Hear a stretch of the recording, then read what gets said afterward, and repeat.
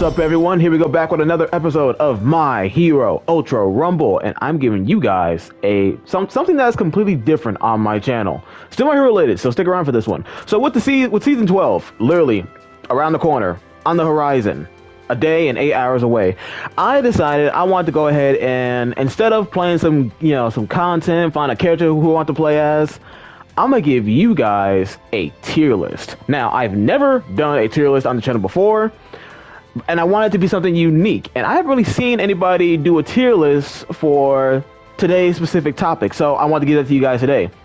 We are going to do a tuning system tier list. So on my laptop right here, I got it loaded up, which I'm still working on my recording setup, so y'all can't see me do it in the actual video, but I will be showing screenshots of me as I update the tier list.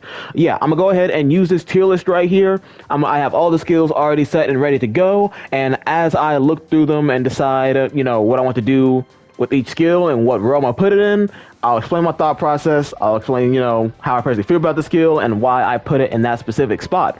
If you guys want to go ahead and use this tier list for yourself, or maybe you want to go ahead and make a video make a video tier list for tuning as well, for yourself, I'll be sure to go and put the link to this tier list in the description and in the comment section, so there's no way you guys can miss it. With that being said, I'm gonna hop on over to tuning. I'm gonna get to looking at my my tier list here, and I'm gonna go ahead and start selecting which skills belong in the D slot right here. So for you guys, it'll be 1 second. Give me a couple of minutes. See you guys in a second. Okay, so here we go. We're in tuning. The character itself doesn't matter. I just picked Shigaraki because that was the last guy I made a video on, so don't mind that. We're hopping right into his tuning because, lucky us, we don't have to actually, we don't have to go far to go ahead and look at all the tuning skills that are presented to us here. The only ones I won't be able to look at right here on Shigaraki is Shigaraki's own tuning skills. So I'm gonna go ahead and start off right here. So a skill that I was already looking at, and I'm going to pretty much bunch them together since they're from the same character. The tuning skills that I want to go ahead and talk about, and that's going to be in the first skill in the D slot right here, is Todoroki's tuning skills, special tuning skills specifically. So let me go ahead and I'll go right here for Todoroki. Resist Heat. Resist Heat. I probably should have said this in the beginning of the intro and everything. I don't think there are any absolutely just terrible tuning skills or anything, but this one has very little use in my opinion. This one and Todoroki's Tech Todoroki's special tuning skill, Resist Cold, I think it is. I think that one's even more useless, to be honest. And I'm sorry if I make it sound like that sounds harsh or anything, but I think that both of Todoroki's special tuning skills have very little usage in the game right now. Resist Cold, cancel all freezing effects immediately, and then the other one is Todoroki's right here, which is what? Resist Heat. Yeah, Resist Heat, cancel all burning effects immediately.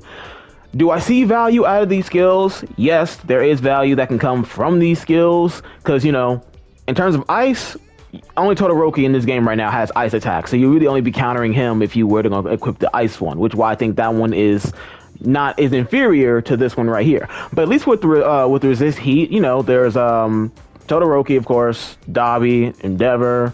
Is there anybody else I'm missing? I don't think Bakugo adds burn damage, but those three characters I have in mind, I know for certain they have burn damage. So you could use that skill to go. You can use this skill right here to counter that. So these are two skills I'm throwing in the D slot because although they are not bad, they are not just completely useless. They're the least used tuning skills because there's not really a whole lot you could do with those tuning skills. You would kind of be wasting those slots in comparison to what other skills you could actually use, in your special tuning slots.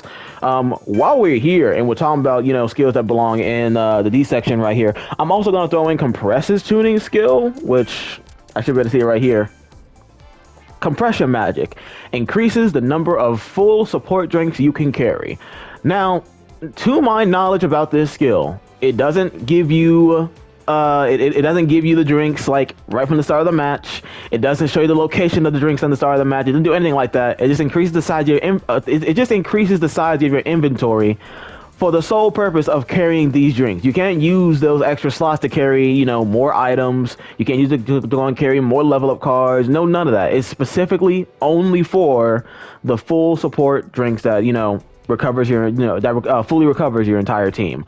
With that in mind, even though I said I don't think that there is a bad tuning skill, this one's pretty dang close. I can't lie, because it doesn't do anything. It's increasing your inventory for a very specific item, an item that you're not even really guaranteed to really have or find on the map. Keep that in mind. Like, of course, you'll come across one here and there and everything, but how often do you see yourself coming across, I'll say, more than 2, 3 full recovery drinks? Me personally, I don't come across more than 3 very often. That's like rare in my opinion. So these skills aren't going to be in a specific order. If I were to have it in a specific order, this one would probably be at the bottom. I cannot lie, because oh my gosh. So that is another skill that I would have to go ahead and say that that belongs in the D section here. All right, give me like a couple seconds here. I'm gonna go. Well, for you guys, it's gonna be a second, but I'm gonna take a couple minutes to look at the rest of the skills here, update my list real quick, and then let you guys know what I think. What other skills probably belong in this D slot before we move on to the next section, which is C, the B, etc. You know what I mean. Anyways, give me a couple minutes. So I've decided on what I think the next skill I would put in the D slot here on my tuning tier list. I think it had to be Yaoyorozu's skill. I think it is.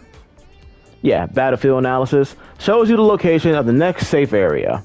So here's the reason why I think I will put this in D. Do I see some type of value out of this? Yes, but it's like it's extremely high risk, I feel like. So think with me on this one. All right, hear me out. You have this skill equipped. You're at the end game. You're at the end game and everything, and you're trying to go ahead and survive. You're trying to live and everything. Maybe your teammates are in the storm or something like that, and you decide to go make the bold move to go grab their skills and to go grab their chips and everything. This tuning skill is going to show you the next safe location on the map. Cool, that's great. You're probably thinking, I could prep ahead of time and run to that area and just heal out the storm damage to go ahead and so that by time the circle comes to that area, I gotta have my team revived. I could already, have my team up and ready to go, have healing items, yada yada, etc. Stuff like that.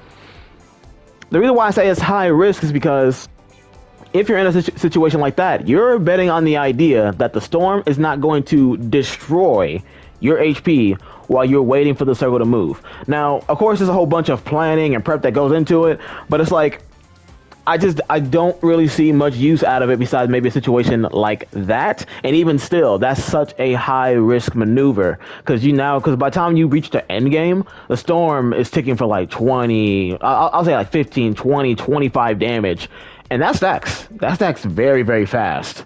So I don't really see the high value in really having this skill equipped, especially with the other tuning skills that the support slots have, that the support slots give to us. You know what I mean? So this would be another skill I would put in the D tier, where it's like you can make some value out of this skill, but there's not really a whole lot of value I would say you can really get out of this skill. So with that being said, let me go ahead and get back to looking at this tier list. Okay, so I found the next skill I wanted to go ahead and add into this list, and this one, not really all that shocking. Speaking of shocking, hey, pun intended. Anyways, no. Resist shock is the next skill that I'm going to be throwing in the D tier, and the reason why I do that is because this skill right here, do I think that it is? I don't think that it's just like the other skills, where it's like, oh, there's no value added whatsoever.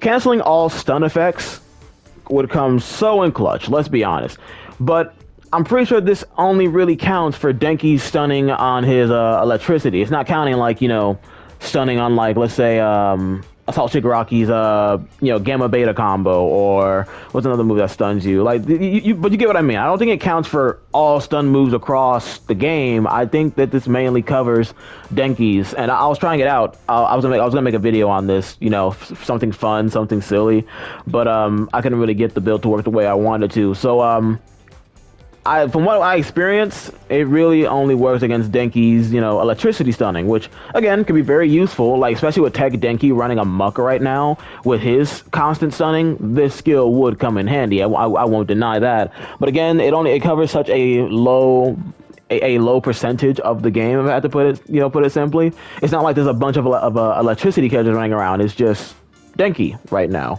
So I feel like that with that in mind, I think that this would be another skill I would have to go ahead and put just simply in the D tier because of the fact that it only works on 1-2 versions of the same character.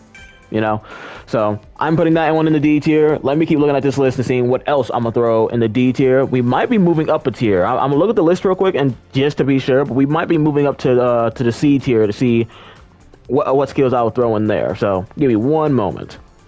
So gotta look at the list. I've decided on the next skill I'm gonna go over, but I will say this much: we are done with the D tier. I think that what we currently have in the D tier for this tuning tier list, I think this is fine. We still got a whole bunch of skills to go through. I think a lot of these skills are gonna end up in like honestly B or A tier to be honest. But anyways, we'll talk about that when that time comes. On to the C tier. So I'm starting off firstly with Lemillion's special tuning skill. His permeation, I forgot what it's called. Yeah, quasi permeation, which I feel like there's a good chance I messed that up, which if I did, I'm sorry. I said that to the best of my ability.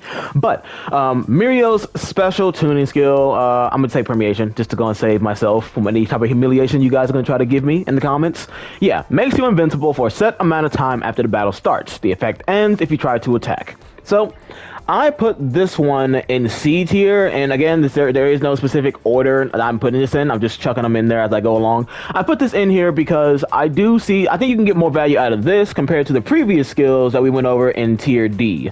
With this skill, you could combo this with something like, I think is it a bar special tuning skill that opens the chest very quickly? I think it is. Or you can combine it with some other tuning skill. You can combine this with other tuning skills and get more value from this special tuning skill because it makes you intangible, untouchable to your opponents. Now, you know, to make sure that's balanced, of course, you can't attack anybody, but doing that, just being unable to be touched right then and there, I feel like that right there in itself has a lot of value. Now, I don't know if you can like save civilians or heal while you're permeated. You probably can't. That'd probably be cheating. If you somehow could though, oh my gosh, that would make this skill kind of crazy if you want to just play support the whole time. But yeah, so I can see more value out of Muriel's special tuning skill right here versus the previous skills we went over in tier D, which is why I'm putting this as the first skill I'm gonna put into tier C. So with that in mind, I'm also gonna go ahead and go over the other tuning skill, special tuning skill. I think that should also go in tier C. I think it's Froppy's. Yes, Sue's tuning skill, Camouflage. Makes you invisible for a set amount of time if an ally goes down. So now, why do I see value in this skill and why I'll put it in the C tier versus D tier? If an ally goes down, this sounds like a good skill to have to go ahead and not only one, help you escape a battle. If you're like, you know, in a battle or you need to get away and your ally goes down, boom, you go invisible. Unless someone's like seriously paying attention, they're gonna think that you disappeared, wall runned, or did something else, or maybe even flew away, depending on what character you are. So they're gonna think that you went to up here and full on dipped, disappeared, if they aren't paying attention. No one's gonna sit up here and be looking at a cement toss and be expecting them to just go invisible like that. No one's gonna be expecting that. No one's gonna look at, let's say, a Deku and just expect them to just out of nowhere just go, boom, disappeared, gone. No one's going to expect that. So I feel like there's going to be value in that because no one's going to be expecting you to go invisible on these other various characters, unlike if you were playing, you know, Froppy. Another reason why I think this skill is also, you know, useful and why it belongs in the C tier, if you're playing on a character who can revive people, it would make it easier for you to go ahead and get out of tough situations to revive, say, the characters. So let's say you're playing a Bara, boom, you know, depending on the timing, of course, you go into Camouflage. It's hard for your opponent to see you. You get away, get closer to your ally, push the special action button, revive your teammate. If you're playing as Deku, it could theoretically work. You can still get hit out of it. I should mention that. You can still get hit out of your Camouflage. I should mention that. But if you're in a situation where like your teammate is down, they're not pressuring them, and you have this skill active, you can run in there, sneak in, grab your opponent, and grab your ally and confuse your opponent to be like, what the heck? Who's reviving? And they won't know until either they hit you or until after you know, bring back your ally. So I think that Camouflage has a lot of value in the fact that, yeah, it can catch your opponents off guard if used correctly, if timed correctly. And of course, I know you can't control the timing of it, but the whole point is, with some prep time with this skill could have some value, you know, in a team battle. That's just my opinion, at least. Let me go ahead and look over this list and find the next skill that I'm going to go ahead and talk about. Okay, so I found the next skill I want to go ahead and put in the C tier, and it is Assault Kirishima's special tuning skill, Indestructible. When you KO opponents, allow you to resist flinching from opponents' attacks for a set amount of time. Now, why did I put this in C tier? I put it in C tier because, one, people don't use it very often. I get why, it's not very popular, whatever. But the main reason, reason number two, the main reason why I put this right here is because of the simple fact that to get this, this hyper armor, super armor, whatever you want to call it, to get this hyper armor, you have to put in a lot of work to go ahead and get this skill, to go ahead and get benefits from this skill. I tried using it on Tech Dobby before, but, with Tech Dobby, not saying you can't get a bunch of KOs with that character, but it's harder for him. And of course, you have other hyper aggressive characters, like let's say Strike Deku or something like that, where it's easier for you to get KOs.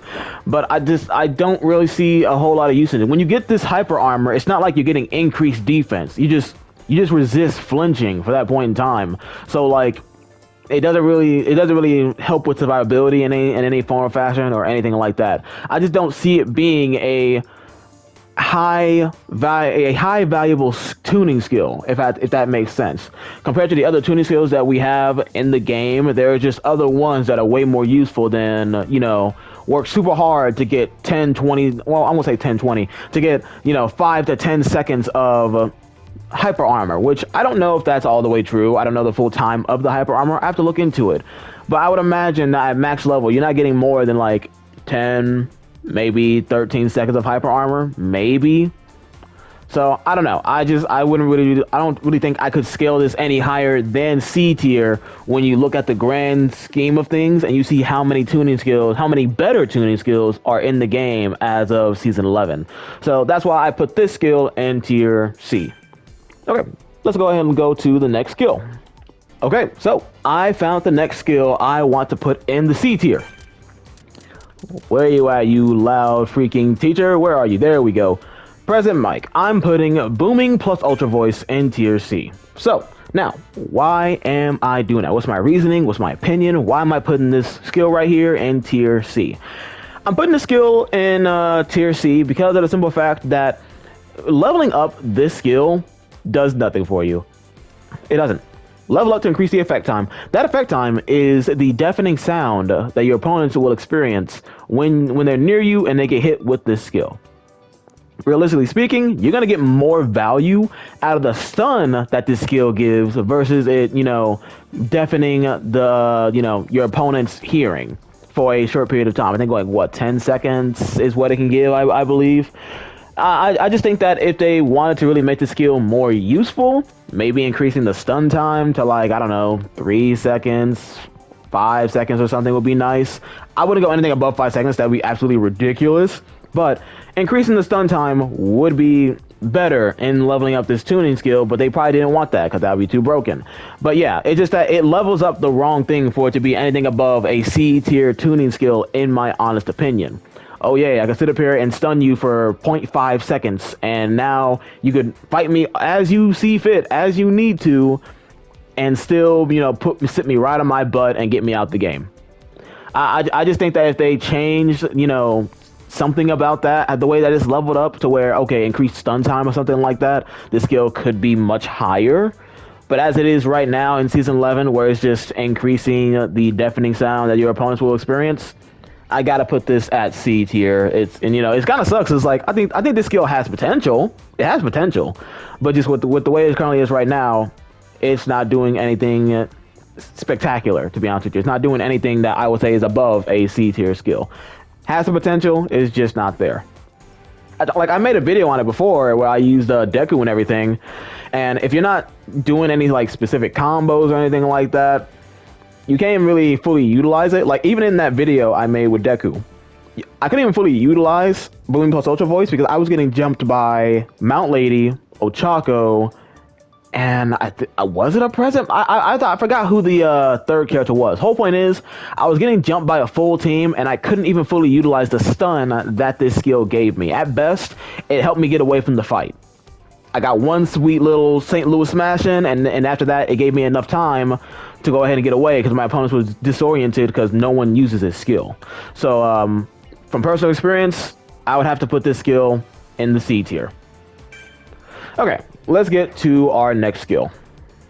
Okay, so I'm looking at the list here, and I think I am satisfied with the C tier being as is. So we're done with D tier, we're done with C tier, we're now moving on to B tier. And with us moving on to B tier, I figured that I could go ahead and knock out all these skills at one go, since they're all pretty much, they all work the exact same way. So I'm gonna just go to one of them so we can just wrap this up very quickly. Hopefully, let's hope that.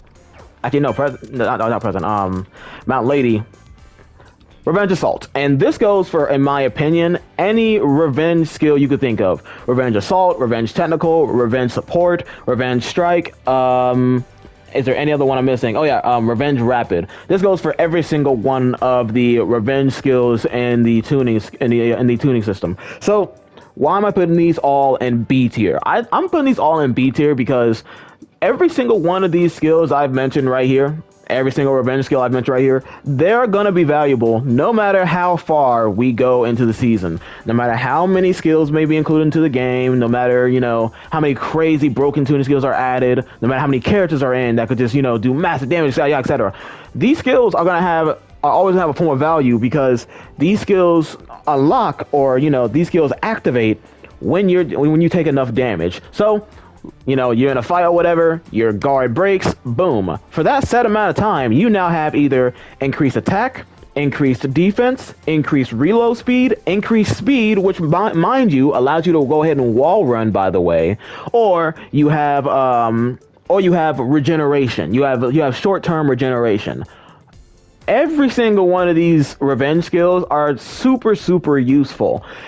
Looking at the skills on this list, I don't know if I could really sit up here and I think you could make an argument for them being A tier, low A tier, to be honest. I could see an argument for it, but I think just for, you know, looking at the last remaining skills I got here, I'm gonna put all the revenge tuning skills in B tier. B tier is a good spot to put them at. They're not bad by any means, not even close, but they aren't like best in the game or game breaking, game shattering by any means. But they're very good skills to go and add on if you're just unsure what to put in this slot. Like if I'm looking at my special tuning slot up here and I'm like, oh wow, for Shigaraki, I don't know what I want to put on here. I can't really use Sicily on Shigaraki, like, you know, it's not that good on him, or not speedy civilian rescue, yada yada, etc. You know, I'm going through my options and I can't decide on a special tuning skill to slap right here.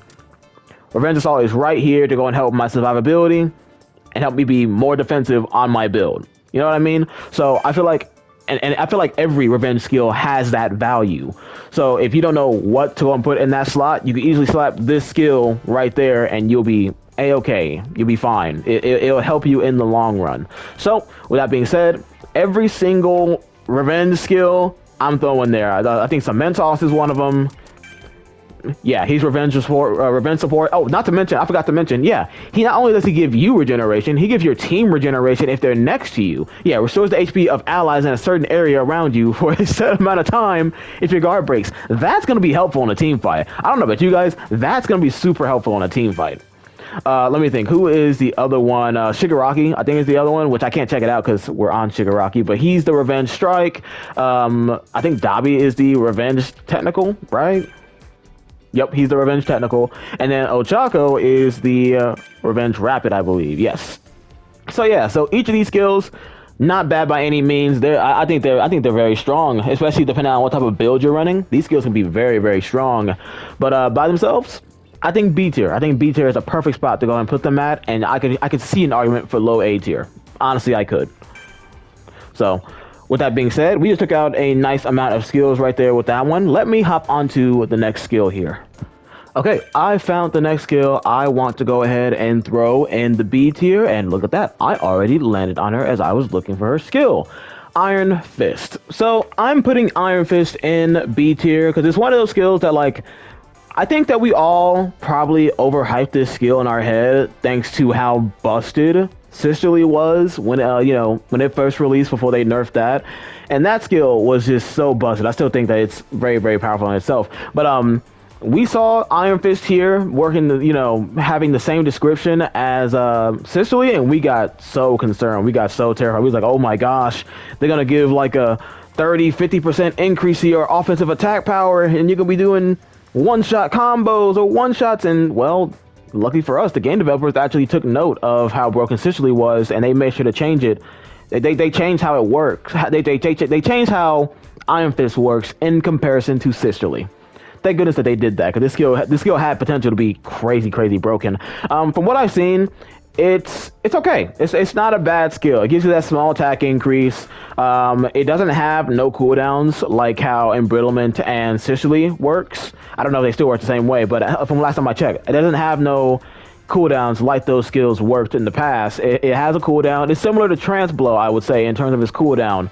So I think that is good. I think this is a balanced skill. I don't think it's bad by any means. I think you can find use out of this one, but I can't really see an argument for it to get anything above B tier. As I look at the rest of the list here, I can't really see an argument for it. Not weak by any means. I think it has value, especially with a lot of characters on this game having really great melees. You know, Hawks, Twice, Kendo, although Kendo can't use her own skill.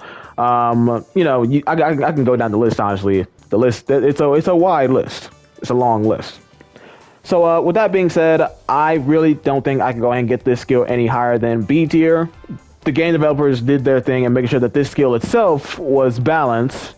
Too bad they couldn't do the same thing for Strike Kendo. But anyways, hey, we ain't talking about that. We ain't talking about that. But so that's at least my thought process, my opinion with Iron Fist. So yeah, I'm putting it in B tier. Let's go ahead and pull up our next skill. We're gonna keep the ball rolling. Okay, so the next skill I'm gonna be looking at that is going in the B tier is Kurogiri skill, Warp Heal. So, for a set amount of time after the battle starts, using HP recovery items also restores your allies' HP by a little bit. Now, why do I have this skill in the B tier? Because of that last little part of the sentence. Restores your allies' HP by a little bit. So I've used this skill a little bit here and there with Denki, as I was doing my Denki video a while back, and it's like, it's not bad if you want something quick to go and try to help keep your team alive, but it's not really, from my experience, it's not anything that is like super detrimental or super like, you know, what's the right word? I can't think of the right word right now, but the whole point is it doesn't have as much impact as, let's say, you use that time to go ahead and try to get in a team heal. You know what I mean? Like, for an example, let's say you have high speed replenishment on, for an example. If you have that on and you want to give your team a team heal, what stops you from just using the team shield and getting that off in half the time that it takes for you to get a regular heal off because of, you know, Warp Heal? Now, arguably, you could combo high speed replenishment with Warp Heal and, you know, use regular heals. That could work. But still, it's like, there's issues with the skill, and where it's like you're gonna have to eventually use that team heal anyways to save your team, because let's say, for an example, you're maxed out on your HP, you're maxed out on your GP. You can't use any more single heals to help your allies as they're getting their butt kicked across the map. You're gonna have to pop the team heal. So it's like there are just very few limits that makes it where this skill is not as useful. Not to mention, I think your teammates in a situation like that would better benefit from a team heal versus a regular heal that you take, and that in like what, 10-20% of it get passed on to, you know, your ally. It's just that the skill, I will make sure I say this, the skill's not bad by any means, not even close to bad. It is great if you're trying to play the support role, and let's say you couldn't find any team heals on standby. This skill right here is gonna be your best friend if you want to play the support role and you didn't have enough time to go get team heals. This skill is gonna be very handy. But, you know, there are some things in my opinion that are limiting it to where it's like, you know, it keeps it down on, like, I would say roughly B tier. I can see low A tier. I could see an argument for it, but I'm putting it in B tier just from my personal experience with the skill. I think that B tier is where I'll go ahead and set this skill at. Not bad at all. It has its uses, but it also has its limits as well. And I see those limits. I think that they show themselves more than the pros of this skill, which is why I think B tier is a good spot for this skill. So those are in. So let's see. Is there any other skills I am putting in the B tier? I don't think so. So every other skill that I'm about to grab right here that's gonna go in A tier and S tier, these are skills I would say that I see more often, or I see great value in, and no one has just tried them out yet. You know, so these skills are probably, like, you know, more optimal, easier to use, or super useful, and they're just underrated skills. So that's the heads up. With that being said, let's grab our first A tier skill.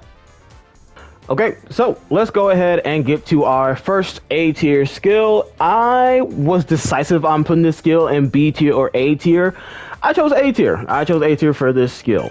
Dobby's special tuning skill, Speedy Self Revive. Shortens the time it takes for you to recover from a down state. Now, why did I put the skill here? I put this skill in A tier, and mind you, I was decisive on this one. I put it in A tier because this skill, like fully leveled up, I'm not gonna lie to you, it's, you wouldn't expect the level, you wouldn't expect the number that it gives you, how long you need to get up. So if you're in a situation where you get downed, right, but you get down in a specific area, or you get knocked away or whatever, and the team can't focus you down immediately, you only need 8 seconds to go ahead and get back up with this skill fully maxed out. I believe 8 seconds is all you need to go ahead and get back up. That is actually insane. From the full 20 seconds you need normally down to 8 seconds, that's nothing. You'll be getting up what almost feels like instantaneously. So if you have teammates who are willing to go ahead and stall for you, protect you, give you enough time to get back up, I think this skill right here is a very good skill to have. Now, what are the limits of the skill and why I was deciding on whether or not it should be B tier or A tier? It's a simple fact that nowadays, most people understand that if you down an opponent, you're probably better off just, you know, melting your opponent immediately and getting them out the game versus, oh, let me take my time, let me try to use this person as bait for their allies. Instead of doing all that, most people just, you know, ice you, melt you immediately, and get you right, you know, out the lobby. They get you out the game. But for those moments where you don't get, you know, melted immediately, yeah, this skill can come in handy and allow you to get back up and get another fighting chance, or better yet, just get away completely so you can recover yourself and get yourself fully back in the game. I think that this skill, like I said, I was debating on B tier or A tier. I'm willing to go ahead and put it in A tier because I think this is probably one of the times where I think that the pros outweighs the cons. Cons being, yeah, most people try to melt you before, you know, even give you a chance to even use this skill. But the pro is that you get up way quicker than anybody else. And another pro being that as long as you have a team that's backing you up, someone who's willing to give you just 8 seconds, 8 seconds to go and get back up. Literally, you're gonna get back up ASAP, and then at that point, it's up to you and your team to go ahead and, you know, make the right move to go ahead and win you that match, or to recover from, you know, from such a disadvantageous state. I'm not gonna lie, I thought I was gonna butcher that word for a second. So yeah, I'm putting this in low A tier. Like I said, there is no specific order with these, but at least with this one, I can say for certain, I would say this is like a low A tier, high B tier. But I'm putting it in low A tier. So that's the skill I put in. That's the first skill I'm putting in our A tier section. Let me go ahead and grab the next skill. Okay, so the next skill that I'm throwing in the A tier list, and this one I didn't really have to think much about. I think it's a bars. Yep, Divine Protection. For a set amount of time after the battle starts, shorten the time it takes to open an item box. So the reason why I wanted to go ahead and throw this one in at A tier is because I feel like you guys already know it. I already know it. This skill, it's high risk, high reward in the beginning, but as long as you play around it correctly, this is a super good skill. If you need levels, items in general, revive cards, it is whatever you need item-wise, this skill is perfect. So I see a lot of people, like, it's so good, people even risk trying to use it at low levels, you know, and despite it, you know, only lasting like a minute at best, you know, at low levels, people are still risking trying to use that at lower levels. You know, it'd be better for them to, you know, they can get better benefit from this skill at higher levels, so then it could last them the entire match. But this skill allows you to go ahead and open up all the orange chests, large chests, in a matter of like 2 seconds, 2-3 seconds. Just, oh, let me go ahead and just crouch a little bit, boop, open, grab all the items you need. This skill right here, in my opinion, of course, if you can add it with some other skill as well to help you out, this skill right here, I think, is very good. The reason why I say it's high risk is because, obviously, with you trying to go after the large item chest and everything, other teams are going to have the same idea whether they have this skill or not. But with this skill, this allows you to go ahead and swoop in very quickly, open the chest immediately, grab your items, and dip before that team even has enough time to process what the heck even happened. So with that in mind, I can't help but put this skill in A tier. It has to be an A tier skill, I feel like, because like that's very powerful. That this right here is a very powerful skill. So with that in mind, that's why I sit up here and just put it right here in A slot. Like I said, no specific order, but like I can just say for certain, this I would definitely say is a tier skill. That is, it's so powerful to sit up here and be able to open up the large item chest super quickly and grab all the items you need. The only real high risk factor I would say would be, let's say you're at the beginning of the match and you try to use this skill. I've seen tons of teams who just want to start the chest first. Sometimes it's not always the best to start the chest, because then you look up, you got like 2-3 teams there, and now you got to fight everybody else to get the items. And even with this skill active, once you open the chest, at most you're gonna just probably turn everybody's attention towards you, because then they see items flying everywhere, and they're gonna get to, oh, I gotta hurry up and go grab items. And now you're racing other teams to go pick up items and fight them. You know, it can be a struggle in the beginning, but I say if you're patient with this skill, you wait it out, you pick your timing, this is a very powerful skill, especially in situations where you have no team, they're down and they're waiting on a revive. This makes it where you can grab the revive in literally 2-3 seconds, not a problem. So yeah, this is the other skill I'll put in A tier. Let's hop into our next skill. Okay, so the next two skills, I'm gonna do two skills this time. There's two skills I think I'm gonna throw in the A tier slot. And honestly, one of them I think you could argue for S tier, but let me go and just pull them up. Spiraling Leap gives you Nejire Hado's jump for a set amount of time after the battle starts, and Assault Ochako skill Space Hop. For a set amount of time after the battle starts, vertical jumps are enhanced. Now, if you've seen both of these skills in action, both of these skills are very powerful on the right characters. The reason why I have them both in A tier, I think the reason why I have them both in A tier is because it's a simple function that they're buffing, but they're buffing it to such a degree to where it's like you can't really help ignore it. And the skill that I was willing to argue to put in S tier was Space Hop, because I've just seen so many characters sit up here and use Space Hop and just absolutely sit up here and just abuse how cracked it is. So here's what I mean. Have any of you guys fought Tech Denki with Space Hop?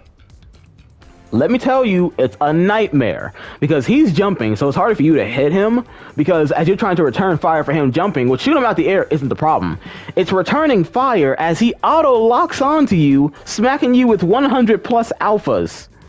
That's the problem. So as you're trying to return fire, he's jumping up and down like a freaking bunny, alright, and you can't catch him, so he's just boom, boom, boom, 100, boom, boom, boom, 200, boom, boom, boom, you're dead.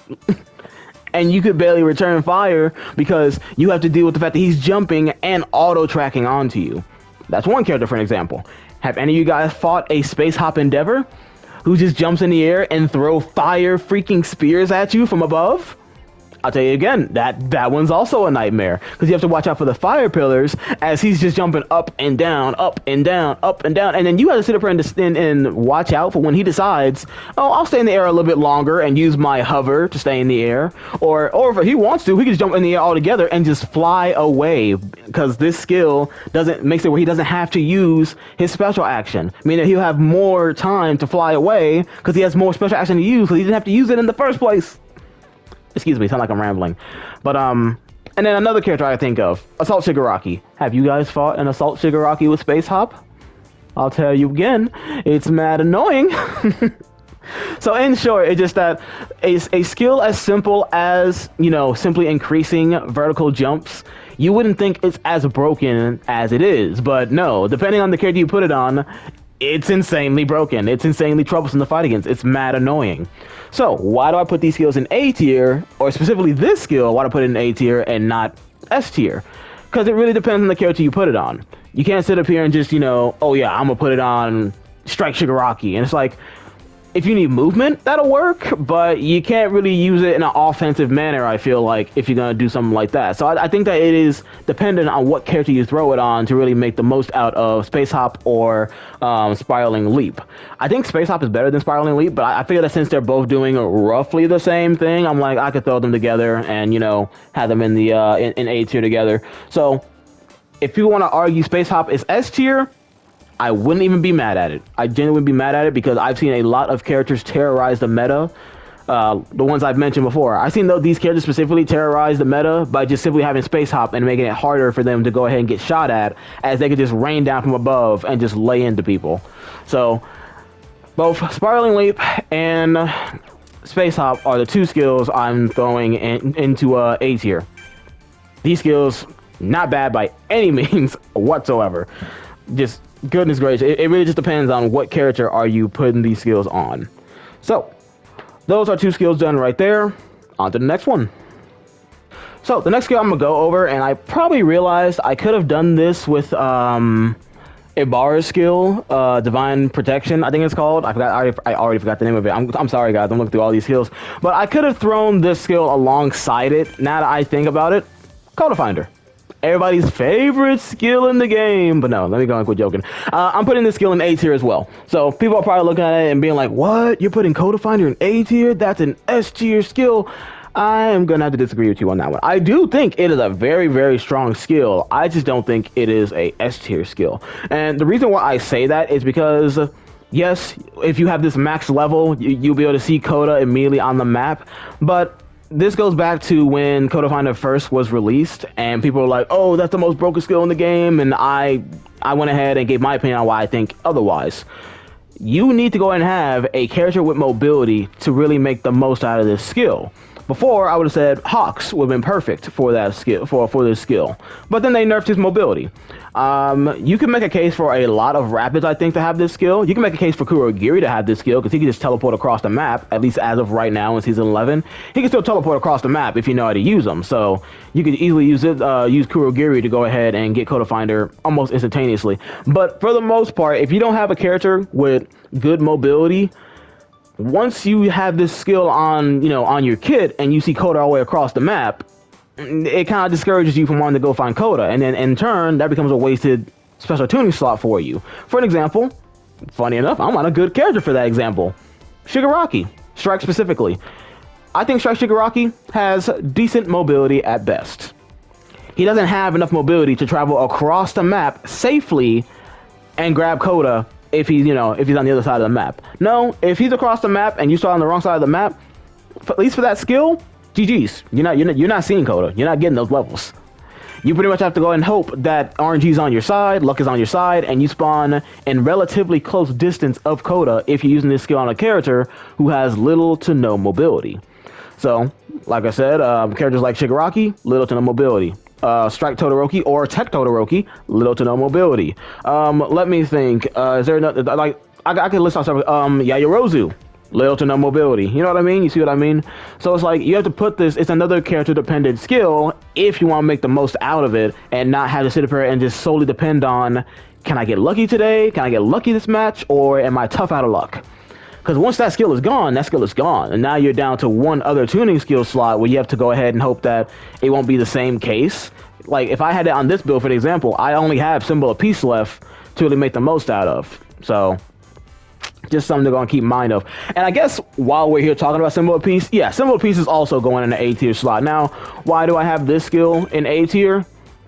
If you have this at max level, it literally gives you 60% of your plus ultra at the start of the match.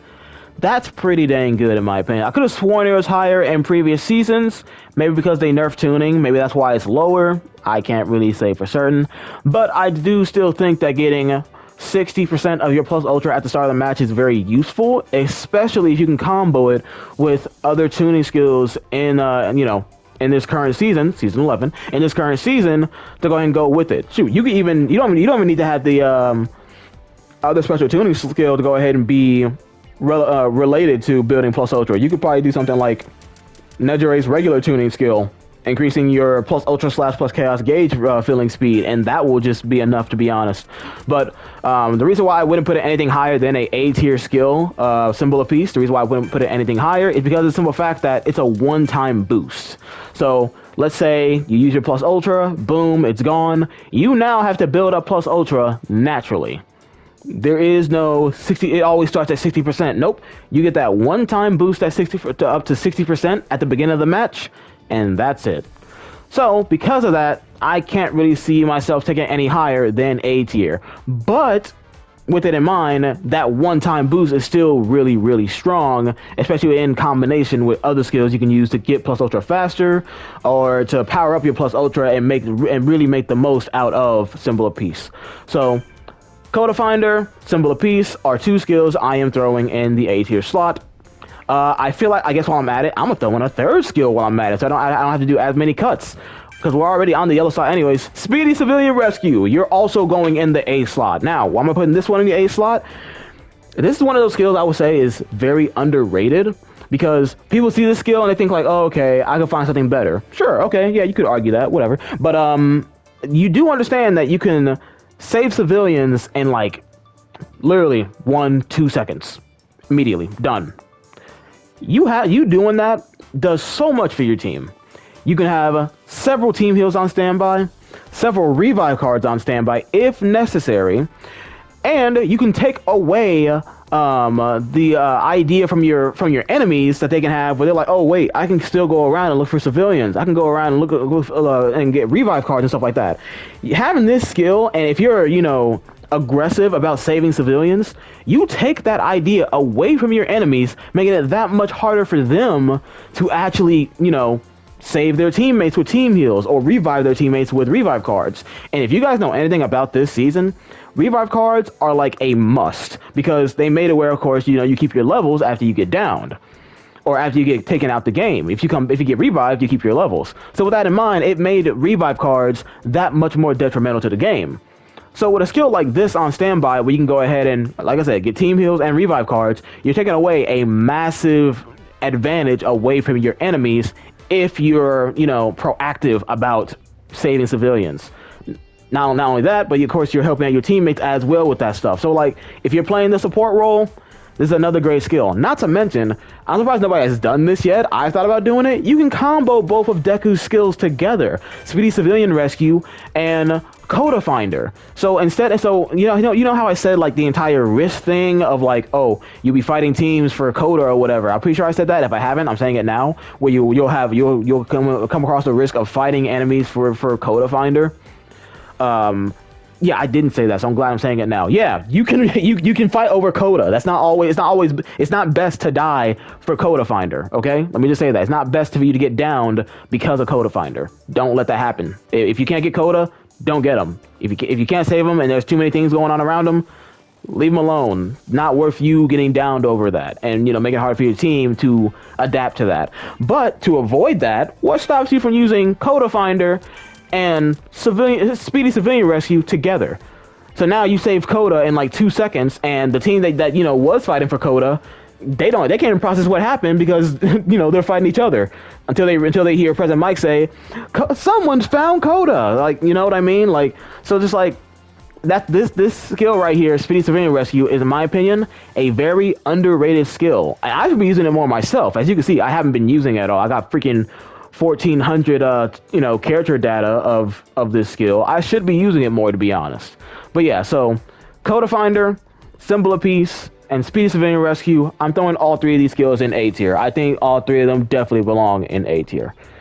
Now, that was a whole entire yap fest, and I hope I didn't lose any of you guys in that, but if I did, I'll try to better explain it as I'm editing the video. Let's get on to the next skill. Okay, I found my next two skills actually on the ones I want to throw in A tier. So let me hop on over to the first one, being Denki's Electrification. So makes enemies electrified for a set amount of time when you break their guard. Now, why do I have this in A tier? The reason why I have this here in A tier is because of the simple fact that this skill on the right character is very strong. That's right, you heard me. This skill is character dependent. So here's what I mean. If you throw this on a character like, we'll use Assault Kendo, for example. She's actually the reason why this skill got nerfed in the first place. If you use it on Assault Kendo currently, you cannot use this skill as, the same way you could use it in previous seasons. When this skill first came out, in case you don't know, Assault Kendo could pretty much do 2 gammas for free on you, and you could do nothing about it. She do the first gamma, boom, 180, you're stunned thanks to Denki's electrification, boom, another free 180 if she wanted to, or she could go into a melee alpha, she can go to a melee alpha combo and you're dead either way. So because of how broken Kendo was with this skill, they nerfed it and made it where it's harder for her to go ahead and do that. So I use her as an example because she's the type of character where you can't just sit up here and abuse it like that. Now, you can use somebody like Assault Kirishima, and you can go ahead and use it similarly. Like, if you can space yourself out correctly, you could do a beta and get the stun off and go for another beta, or go for a gamma. Or vice versa, you can go for a gamma and go straight into a beta if the stun gets off. I think you got to do a jump gamma. I think a jump gamma works better versus just a grounded gamma. Or if you're good with Assault Kirishima's alpha, you can use his alpha, and if you could time it correctly with the final hit, you can just get the free stun off, boom, final hit, get the guard break, and still get the stun off, which then you can go into either alpha, beta, or gamma. By the way, in case y'all don't know, Assault Kirishima's alpha can do tons of damage. It's just that it's an underrated skill. But anyways, not the point. That's not what we'll be talking about right now. Either way, at the end of the day, this skill right here, very powerful, but character dependent. Of course, like I've been saying. So like if you use on a character like Strike Kendo, we use Strike Kendo for an example. I seen a Strike Kendo have, I think it was Trans Blow and Electrification. And to the person that made that build, I would like for you to know, you are evil. You belong a part of the League of Villains with a build like that. What is wrong with you? Who hurt you? Did someone hurt you? Like, do you need a therapy session? Why did you make a build with Electrification and Trance Blow? You are mad. You are angry. You're like lore accurate Bakugo levels of angry. What do you mean you made a build of Electrification and Trance Blow? Anyways, let me get back to the skill in discussion. Yeah, this skill right here, I think it'd be A tier. Would be a good spot to put it. Incredibly powerful on the right characters. You just got to make sure you got that right character. But you could also use this skill defensively as well. Let's say like you're playing Tech Dabi for an example, and because if you're playing Tech Dabi, they're gonna be hyper aggressive on you. Or let's say Yayorozu, stuff like that. People are gonna be hyper aggressive on you.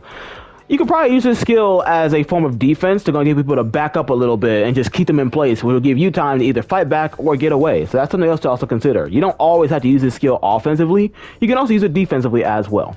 So Denki's Electrification, that's an A tier, and the other skill I was thinking of to put in A tier was, I think it was All for Ones, yes, Special Attack Reload Boost. So I wanted to go ahead and put this skill in the in A tier as well, and I figured I might as well do it since they're both purple. I figured I might as well knock them both out at the same time. This skill's in A tier as well because of the simple fact that depending on who you put this on, of course, character dependent, like I've been saying, but depending on who you put this skill on, this skill is very, very powerful. Like if you put it on Overhaul and you can get lots of KOs, you pretty much become a mini raid boss. You have infinite healing whenever you want. Not to mention, you could also knock people off of you whenever they try to grab you. So if Strike Shigaraki try to grab you, get off me, disgusting. If you got Strike Dabi on you, get off me, disgusting. Like you could have infinite special action with a character like that and just be a literal mini raid boss. Or let's say you're on Cementos, Froppy, Ibarra, who all have instant revives as their special actions. Literally, you get KOs, this skill right here will go and give you your revives back instantaneously, almost what it feels like, and you could almost have what feels like infinite revives.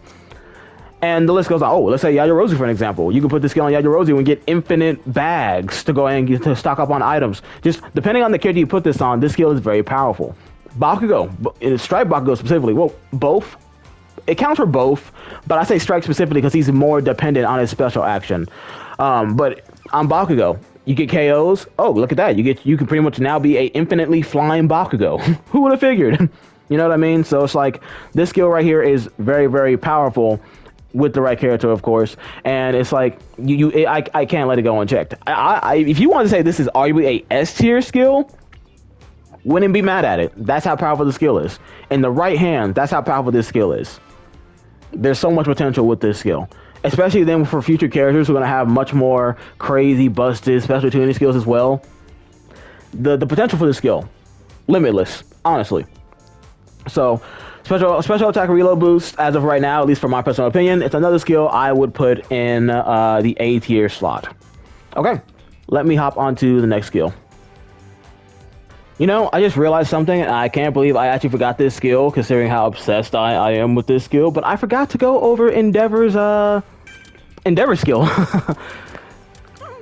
So let's go over real quick. Increase the attack power and increase the attack power of your plus ultra / plus chaos attack, but makes the plus ultra / plus chaos attack time shorter.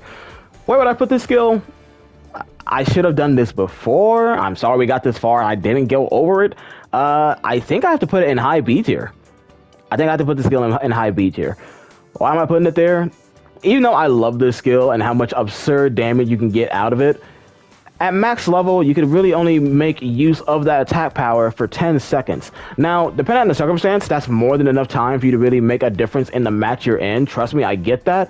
But it's such short time, you don't really get to see the full usage of the attack power and everything. Not a bad skill. I've sat a period, I've used this skill right here, and I've been capable of one-shotting. I think I one-shotted a Kendo.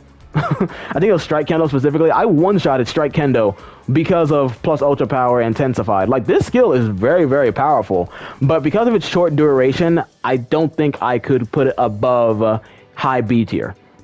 I think you could maybe make an argument for it being low A tier, and that's a high maybe. That's highballing it. I feel like high B tier is where it caps out at. Is where it caps out at. Very powerful skill, but due to its short time duration, I feel like it makes it very, very limited. Because now you got to find the right character to put this on. Like, you know, I put it on Deku because, you know, he's a standard character. His attacks are almost instantaneous. You can make use out of it that way. But let's say I want to use this on Strike Dabi, which, by the way, I wouldn't recommend, because if you use it on Strike Dabi, you have to turn back on your Gamma, and that's like 3 seconds gone immediately from your time in your plus ultra. And not to mention, yeah, that too. It also shortens the time of your plus ultra, which I guess that was self-explanatory, but plus ultra isn't naturally 10 seconds. You get like 15 seconds plus out of it normally. You're not going to get that if you have this skill equipped. So it can definitely make a difference. It's very powerful, but just due to its short time duration, I can't personally put it anything higher than high B tier at most. So that's why I'm putting Endeavor skill. I can't believe I forgot that. I was looking at the list. I'm like, wait, what skill am I forgetting here? I was like, oh wait, Endeavor skill. I'm like, there's no way I could put Endeavor skill, you know, high A tier, S tier. Like, listen, it's strong. It's not that strong. You know what I mean? Okay, let's get to the next skill.